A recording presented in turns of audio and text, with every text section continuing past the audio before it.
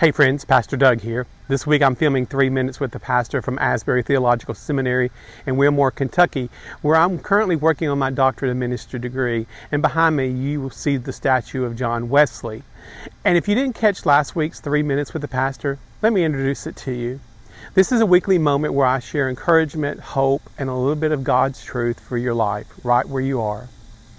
So while I'm here at Asbury, I wanted to continue our series on church hurt because I know this is something so many of us have walked through.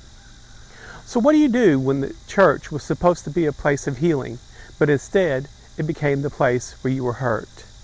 In my book, Healing from Church Hurt, I write, sometimes the deepest wounds are the ones we never talk about, the ones we experienced in the pews, not outside the church doors.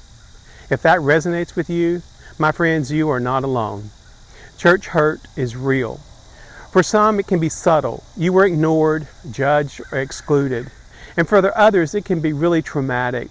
You might have been lied to by someone in leadership, a betrayal by someone in leadership, a time when your voice was silenced, or your story was dismissed. But hear me clearly. God did not cause your hurt. People did.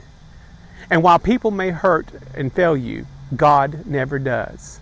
God has never left. I get it. When the church is where the wounds happen, it's hard to believe it could also be a place where healing begins. That's why we're launching Elevate Church in Maumelle. We're creating a church for the broken, for the burned out, for those who wonder if they'll ever trust again. This is a place where masks are not required, where grace isn't just a word, it's a way of life, and where your healing journey can begin without pressure, fear, or performance. One of my favorite Bible verses is Philippians 3:13 through 14.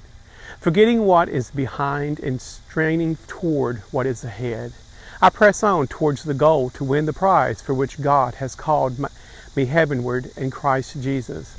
And although the context was different, we still can apply these verses to our life. Friends, you don't have to live your life in a shadow of your past hurt.